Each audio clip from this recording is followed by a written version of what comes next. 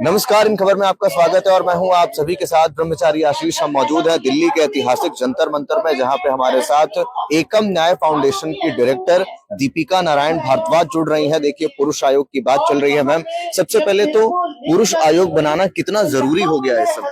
देखिए, बहुत ज्यादा जरूरी है। हमारी जो पॉपुलेशन है इतनी ज्यादा बड़ी है और उसमें कितने लोग सफर कर रहे हैं जो कि पुरुष है, उसका अभी हमारे को कोई अंदाजा भी नहीं है। ना ही हमारे पास कोई कानून है, ना ही हमारे पास कोई आंकड़े हैं इस वजह से। और पुरुष जो हैं वो महिलाओं की हेल्पलाइन पे कॉल करते हैं अगर प्रताड़ित हो रहे हैं, तो हर जगह थाने, mediation centres, family counselling centres भरे पड़े हैं जहाँ पे पुरुष भी जाके अपनी पीड़ा जो है दर्ज कर रहे हैं, लेकिन उनके पास कोई कानून नहीं है। दीपिका जी, आप खुद एक महिला हैं और महिला जो कानून का दुरुपयोग कर रही हैं, उसको लेकर के सबसे पहले क्या टिप्पणी करेंगे?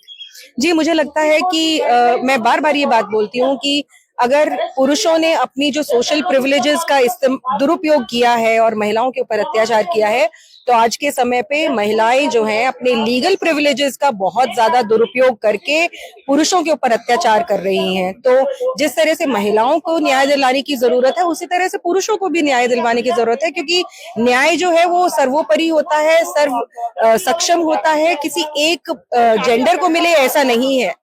और सिर्फ हम लोग नहीं कह रहे हैं, हमारी हाई कोर्ट, सुप्रीम कोर्ट भी इस बात को रिकॉग्नाइज कर रहे हैं कि पुरुषों के साथ भी अब बहुत ज्यादा ज्यादती हो रही है। तो जरूरी है कि कोई महिला हो, चाहे पुरुष हो, चाहे बच्चा हो, जिस तरह से हम महिलाओं के न्याय की सब पुरजोर तरीके से आवाज उठाते हैं, चाहे हमारे साथ कुछ हुआ हो चाहे ना हुआ, उस तरह पूरे सोसाइटी को पुरुषों के लिए भी आगे आना चाहिए। दीपिका जी, अब तक इतने केसेस आ चुके हैं, कई साल बीत गए, अब तक कहाँ कमियां रही कि ये हो नहीं पाई? देखिए, मैंने एक आर्टिकल साझा किया जिसमें Punjab and Haryana high court के जस्टिस ने बोला कि जो पॉलिटिकल कंपल्शंस हैं उसकी वजह से हमारे कानून जो है वो बहुत एक तरफा हैं। तो महिलाएं कहीं ना कहीं आज के समय में वोट बैंक हो गई हैं। अगर कभी भी किसी पुरुषों के न्याय की बात होती है तो फेमिनिस्ट और वुमेन्स राइट एक्टिविस्ट जो हैं वो धरना देके शुरू हो जाती हैं कि ऐसा कैसे कर सकते हैं आप। तो मुझे लगता है कि यहाँ पे पॉलिटिक्स बहुत ज्यादा क्रूशियल रोल प्ले करता है। पॉलिटिशियंस को लगता है कि अगर हम लोग पुरुषों की बात करेंगे तो महिलाएं हमसे नाराज हो जाएंगी, क्योंकि उनको ये विमेन्स राइट एक्टिविस्ट और फेमिनिस्ट जो हैं वो ये कहती है कि महिलाओं के लिए तो आप लोग कुछ कर नहीं रहे हैं, पुरुषों के लिए क्या करेंगे, मतलब या पुरुषों के लिए करने की क्या जरूरत है।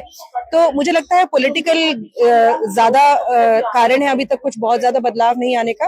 बाकी हमारी लड़ाई तो जारी है। जितने भी पुरुष संगठन हैं उनकी पिछले 2 से ज्यादा दशक से लड़ाई शुरू है और हमें यकीन है कि एक ना एक दिन बदलाव जरूर आएगा। एकजुटता की भी कमी कहीं ना कहीं नजर आती है, आपको ऐसा लगता है? कि क्योंकि मैं लोगों से बातचीत कर रहा था, उनका कहना था कि सब एक प्लेटफॉर्म पे नहीं आ पा रहे। जी देखिए, किसी भी मूवमेंट में ऐसा कभी भी संभव नहीं हो पाता कि हर इंसान की सोच, समझ या उनकी जो कार्य करने की प्रणाली है वो एक जैसी हो। तो उस वजह से कुछ मतभेद हो सकते हैं, लेकिन आप यहाँ पे देखेंगे आज लगभग 10 से ज्यादा एनजीओ जो हैं वो यहाँ पर साथ में आए हुए हैं। जितने भी एनजीओ के लीडर्स हैं वो कंधे से कंधा मिला के इस जो पूरा इवेंट है उसको ऑर्गेनाइज करे हैं। तो ऐसा नहीं है, डेफिनेटली कुछ ना कुछ डिफरेंसेस होते हैं, बट कॉज के लिए सब लोग एक साथ खड़े हैं। आपको क्या उम्मीद है, कितने समय में, दिन, महीने या साल में इस तरीके के कुछ बदलाव देखने को मिले? देखिए, पहले से सिचुएशन काफी बदली है। अब सोशल मीडिया के माध्यम से हमारे को एक आवाज मिली है। अब ऐसी जजमेंट्स भी आने लग गई हैं जहाँ पे कोर्ट्स भी बोल रही हैं। तो देखिए, मैं हमेशा ये बोलती हूँ कि न्याय की लड़ाई एक दिन की, कुछ महीनों की या कुछ सालों की नहीं होती है।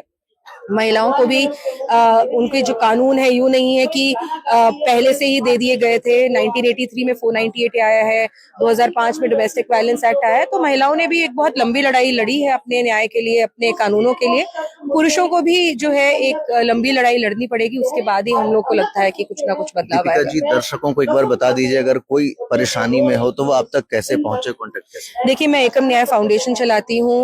वो मेरे को पूरी सोशल मीडिया पे हर जगह पे हम लोग, इंस्टाग्राम, ट्विटर, हर जगह पे हम लोग हैं। वो हमारे को रीच आउट कर सकते हैं।